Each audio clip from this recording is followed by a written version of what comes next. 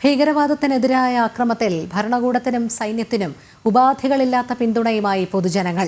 രാജ്യത്തിന്റെ സമാധാനം നശിപ്പിക്കുന്ന തീവ്രവാദത്തെ ഇല്ലാതാക്കേണ്ടത് തന്നെയാണെന്ന് ജനങ്ങൾ പ്രതികരിക്കുന്നു. ഭാരതം എണ്ണിക്കൊടുത്ത മറുപടികൾ നൽകുന്ന സന്ദേശവും വ്യക്തമാണ്. വിട്ടുതരില്ല കശ്മീർ എന്ന് മാത്രമല്ല, പാക് അധീന കശ്മീർ പിടിച്ചെടുക്കുമെന്നുമാണ് ആ സന്ദേശം. വർഗീയ ധ്രുവീകരണം ലക്ഷ്യമിട്ട് പാകിസ്ഥാൻ തീവ്രവാദികൾ നടത്തിയ അക്രമത്തെ സമചിത്തതയോടെയാണ് നമ്മൾ നേരിട്ടത്.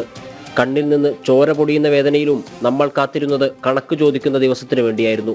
പകരം ചോദിച്ചു.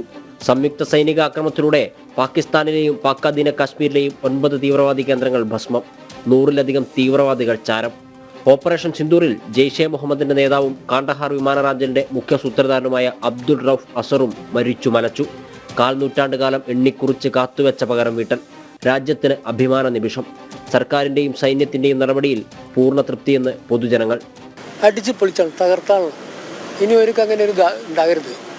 കാരണം ഭീകരത വളർത്താനുള്ള ഒരു സിറ്റുവേഷൻ അവർക്ക് ഉണ്ടാകരുത്. നല്ല അടിച്ച് പൊളിച്ചാണല്ലോ, ഒന്നും നോക്കണ്ട.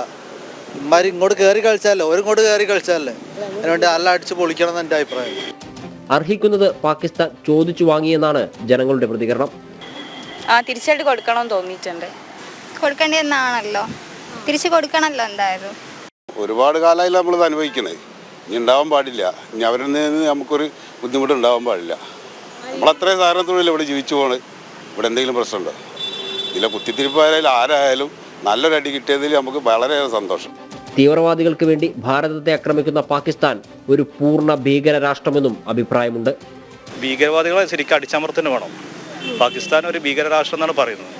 പക്ഷേ അവരെ ഭീകരവാദികളെ ശരിക്കും അടിച്ചമർത്തി ഇന്ത്യയിൽ സമാധാനം കൊണ്ടുവരണം. അതിന് ഇന്ത്യ ഗവൺമെൻറ് എല്ലാ സപ്പോർട്ടും നമ്മൾ ചെയ്യുന്നത് വേണം എല്ലാവരും. പാകിസ്ഥാനിൽ 50ഓളം തീവ്രവാദ സംഘടനകൾ ഉണ്ടെന്നാണ് കണക്ക്. ലഷ്കർ-എ ത്വയ്ബ, ജെയ്ഷെ മുഹമ്മദ്, ഹിസ്ബുൾ മുജാഹിദ് തുടങ്ങിയ ലോക വിപത്തുകൾ പ്രവർത്തിക്കുന്നത് പാകിസ്ഥാൻ നൽകുന്ന ധനസഹായത്തോടെയാണെന്നത് മറ്റൊരു സത്യം. ഏവരുടെയും ലക്ഷ്യം ഭാരതം തിലകം ചാർത്തുന്ന കശ്മീരും. നമ്മുടെ തിരിച്ചടികൾ നൽകുന്ന മറുപടി വളരെ ലളിതമാണ്. വിട്ടുതരില്ലെന്നു മാത്രമല്ല, പിടിച്ചെടുക്കും പാക് അധീന കാശ്മീരും. ജനം, കോഴിക്കോട്.